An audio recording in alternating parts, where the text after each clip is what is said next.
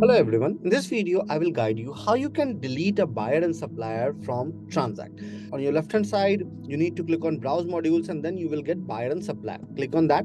Now, here is the list of all the buyers and suppliers which are added in your buyer supplier list.